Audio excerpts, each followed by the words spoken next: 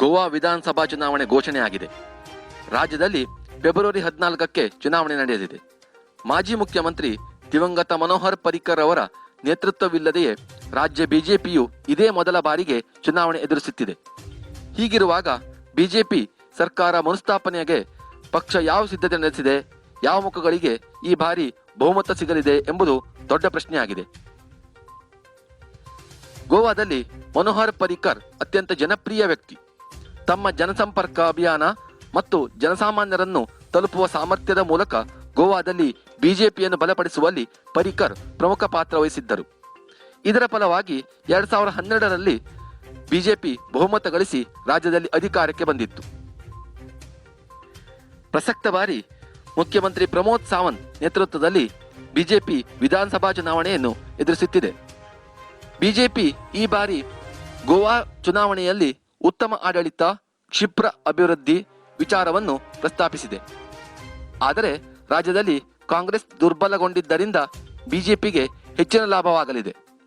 ರಾಜ್ಯದಲ್ಲಿ ತೃಣಮೂಲ ಕಾಂಗ್ರೆಸ್, ಆಮ್ ಆದ್ಮಿ ಪಕ್ಷದ ಆಗಮನದಿಂದಾಗಿ ಕಾಂಗ್ರೆಸ್ ಪಕ್ಷಕ್ಕೆ ಮಾತ್ರ ಸಿಗುತ್ತಿದ್ದ ಬಿಜೆಪಿ ವಿರೋಧಿ ಮತಗಳು ಈಗ 3 ಭಾಗವಾಗಿ ಒಡೆದು ಹೋಗುವ ಸಾಧ್ಯತೆ ಇದೆ ಎಂದೇ ಹೇಳಲಾಗುತ್ತಿದೆ.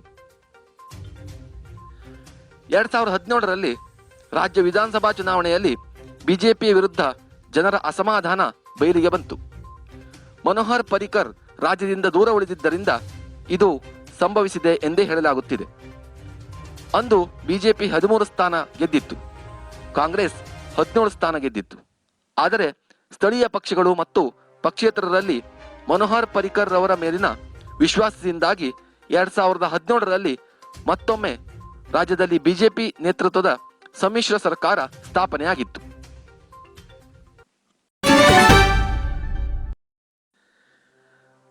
ಗೋವಾದ ಕಲಂಗುಟ್ ಕ್ಷೇತ್ರದ ಬಿಜೆಪಿ ಶಾಸಕ ಹಾಗೂ ಸಚಿವ ಮೈಕಲ್ ಲೋಬೋ ತಮ್ಮ ಶಾಸಕ ಸ್ಥಾನಕ್ಕೆ ರಾಜೀನಾಮೆ ನೀಡಿದ್ದಾರೆ. ರಾಜೀನಾಮೆ ನೀಡಿದ ಬಳಿಕ ಬಿಜೆಪಿ ತೊರೆಯುವ ಬಗ್ಗೆ ಮೈಕಲ್ ಲೋಬೋ ತಮ್ಮ ನಿಲುವನ್ನು ಸ್ಪಷ್ಟಪಡಿಸಿದ್ದಾರೆ. ನಾನು ಒಬ್ಬ ಸಾಮಾನ್ಯ ಕಾರ್ಯಕರ್ತನಾಗಿದ್ದು, ಸಾಮಾನ್ಯ ಕಾರ್ಯಕರ್ತನಿಗೆ ಪಕ್ಷದಲ್ಲಿ ಸ್ಥಾನವಿಲ್ಲದ ಕಾರಣ ಪಕ್ಷಕ್ಕೆ ರಾಜೀನಾಮೆ ನೀಡಿದ್ದೇನೆ. ಕಾರ್ಯಕರ್ತರು ಕೂಡ ಅಸಮಾಧಾನ ವ್ಯಕ್ತಪಡಿಸಿದ ಹಿನ್ನೆಲೆಯಲ್ಲಿ ರಾಜೀನಾಮೆ ನೀಡಲು ನಿರ್ಧರಿಸಿದ್ದೇನೆ. ಪಕ್ಷ ಬೆಳೆದಿದೆ, ಇದು ಸಾಮಾನ್ಯ ಕಾರ್ಯಕರ್ತರ ಕೆಲಸವಲ್ಲ ಎಂದು ಮೈಕಲ್ ಲೋಬೋ ಬಿಜೆಪಿ ವಿರುದ್ಧ ಟೀಕಾಪ್ರಹಾರ ನಡೆಸಿದರು. ಬಿಜೆಪಿ ನಾಯಕರು ಸಾಮಾನ್ಯ ಕಾರ್ಯಕರ್ತರನ್ನು ಕಡೆಗಣಿಸಲು ಆರಂಭಿಸಿದ್ದಾರೆ. ಈ ಬಗ್ಗೆ ಪಕ್ಷದ ನಾಯಕರಿಗೆ ನಿರಂತರವಾಗಿ ದೂರು ನೀಡಿದರೂ ಮುಖಂಡರು ನಮ್ಮ ಮಾತು ಕೇಳುತ್ತಿಲ್ಲ. ಸದ್ಯ ಇತರ ರಾಜಕೀಯ ಪಕ್ಷಗಳೊಂದಿಗೆ ಚರ್ಚೆ ನಡೆಯುತ್ತಿದೆ ಎಂದ ಮೈಕಲ್ ಲೋಬೋ, ನೀವು ಕಾಂಗ್ರೆಸ್ ಪಕ್ಷ ಪ್ರವೇಶಿಸುವರೇ ಎಂದು ಕೇಳಿದ ಪ್ರಶ್ನೆಗೆ ಉತ್ತರಿಸಲು ನಿರಾಕರಿಸಿದರು.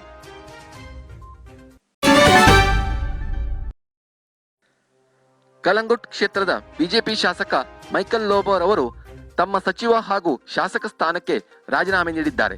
ಆದರೆ ಲೋಬೋರವರ ರಾಜೀನಾಮೆಯನ್ನು ಪಕ್ಷದ ಹಿರಿಯ ನಾಯಕರು ಸ್ವಾಗತಿಸಿದ್ದಾರೆ.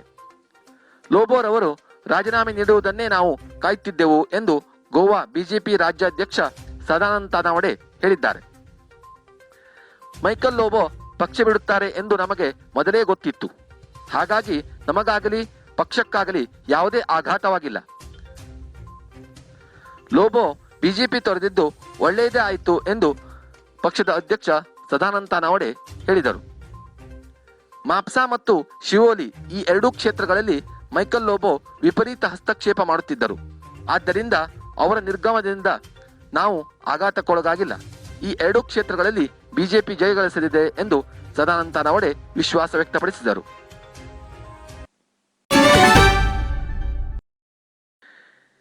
ಎರಡ್ 2022ರ ಗೋವಾ ವಿಧಾನಸಭಾ ಚುನಾವಣೆಗೂ ಮುನ್ನ ಇದೀಗ ಮಹಿಮ್ ಕ್ಷೇತ್ರದ ಬಿಜೆಪಿ ಶಾಸಕ ಪ್ರವೀಣ್ ಜಾಂಟೆ ರಾಜೀನಾಮೆ ನೀಡಿರುವುದರಿಂದ ಬಿಜೆಪಿಗೆ ಮತ್ತೊಂದು ಹೊಡೆತ ಬಿದ್ದಂತಾಗಿದೆ.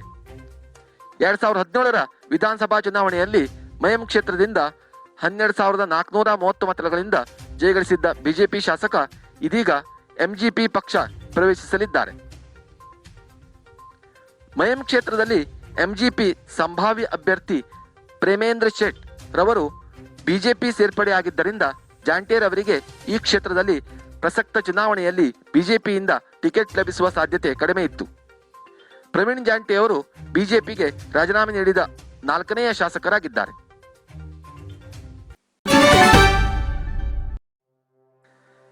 ಆಮ್ ಆದ್ಮಿ ಪಕ್ಷವು ಗೋವಾ ವಿಧಾನಸಭಾ ಚುನಾವಣೆಯಲ್ಲಿ ಸ್ಪರ್ಧಿಸುವುದು ಅಧಿಕಾರಕ್ಕಾಗಿ ಅಲ್ಲ, ಗೋವಾದಲ್ಲಿ ಬದಲಾವಣೆ ತರಲು.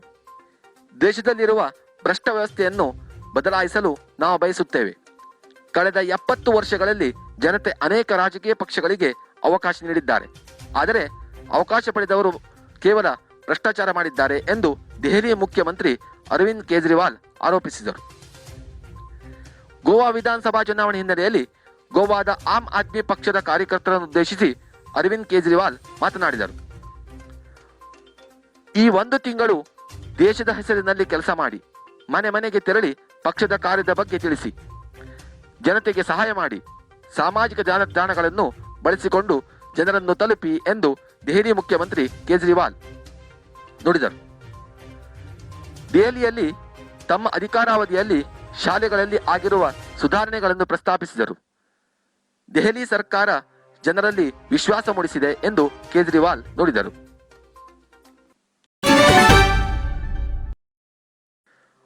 ಗೋವಾ ರಾಜ್ಯದ ಜನತೆ ಸಂಕಷ್ಟದಲ್ಲಿದ್ದಾರೆ. ಈ ಎಲ್ಲ ಸಮಸ್ಯೆಗಳನ್ನು ಬಗೆಹರಿಸಿ ಗೋವಾ ರಾಜ್ಯವನ್ನು ಉಳಿಸಬೇಕು. ರಾಜ್ಯದ ಜನತೆಯ ಕನಸು ನನಸಾಗಿಸಲು ಕಾಂಗ್ರೆಸ್ ಪಕ್ಷದಿಂದ ಮಾತ್ರ ಸಾಧ್ಯ. ನಮಗೆ ಬಹುಮತ ನೀಡಿ ರಾಜ್ಯದಲ್ಲಿ ಅಧಿಕಾರಕ್ಕೆ ಬರುವಂತೆ ಬೆಂಬಲಿಸಿ ಎಂದು ಕಾಂಗ್ರೆಸ್ ಗೋವಾ ಉಸ್ತುವಾರಿ ದಿನೇಶ್ ಗುಂಡೂರಾವ್ ಹೇಳಿದರು. ತಮ್ಮ ಶಾಸಕ ಸ್ಥಾನಕ್ಕೆ ರಾಜೀನಾಮೆ ನೀಡಿದ ಪ್ರಸಾದ್ ಗಾಂವ್ಕರ್ ತಮ್ಮ ಹಲವು ಜನ ಬೆಂಬಲಿಗರೊಂದಿಗೆ ಕಾಂಗ್ರೆಸ್ ಪಕ್ಷ ಸೇರ್ಪಡೆಯಾದರು. ಈ ಸಂದರ್ಭದಲ್ಲಿ ಮಾತನಾಡಿದ ದಿನೇಶ್ ಗುಂಡೂರಾವ್, ಗೋವಾ ಸಮಸ್ಯೆಗಳ ಪರಿಹಾರಕ್ಕೆ ಬಲಿಷ್ಠ ಮತ್ತು ಸ್ಥಿರ ಸರ್ಕಾರದ ಅಗತ್ಯವಿದೆ. ಪ್ರಜಾಪ್ರಭುತ್ವವನ್ನು ಉಳಿಸಲು ಪಕ್ಷಾಂತರವನ್ನು ನಿಲ್ಲಿಸಬೇಕು. ಕಾಂಗ್ರೆಸ್ ಅಧಿಕಾರಕ್ಕೆ ಬಂದರೆ ಮಾತ್ರ ಇವೆಲ್ಲ ಸಾಧ್ಯ ಎಂದು ದಿನೇಶ್ ಗುಂಡೂರಾವ್ ನುಡಿದರು.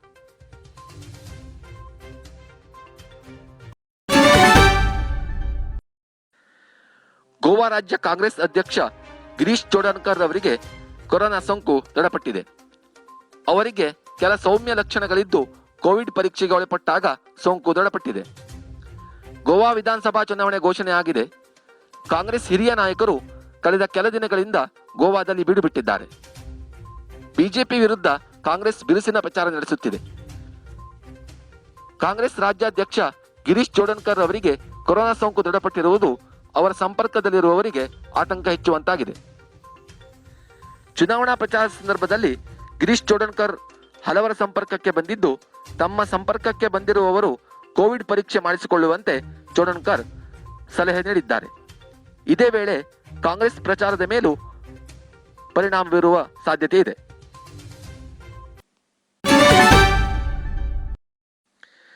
ಚುನಾವಣಾ ಆಯೋಗ ಘೋಷಿಸಿದಂತೆ ಗೋವಾದಲ್ಲಿ ಫೆಬ್ರವರಿ 14ರಂದು ವಿಧಾನಸಭಾ ಚುನಾವಣೆ ನಡೆಯಲಿದೆ.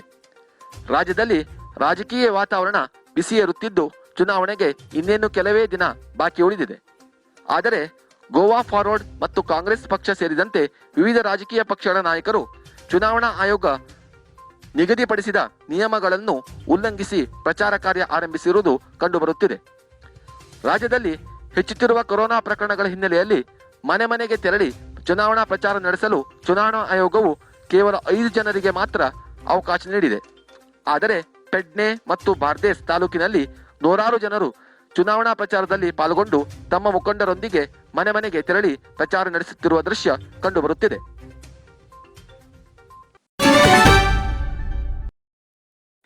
ಮಮತಾ ಬ್ಯಾನರ್ಜಿರವರು ಪಶ್ಚಿಮ ಬಂಗಾಳದಲ್ಲಿ ಮೋದಿ ಶಾ ಜೋಡಿಯನ್ನು 3 ಬಾರಿ ಸೋಲಿಸಿದ್ದಾರೆ.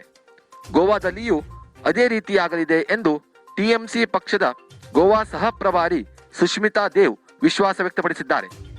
ಬಾಣಾವಲಿಯಲ್ಲಿ ಕರೆದಿದ್ದ ಪತ್ರಿಕಾಗೋಷ್ಠಿಯಲ್ಲಿ ಅವರು ಈ ಅಭಿಪ್ರಾಯ ವ್ಯಕ್ತಪಡಿಸಿದರು.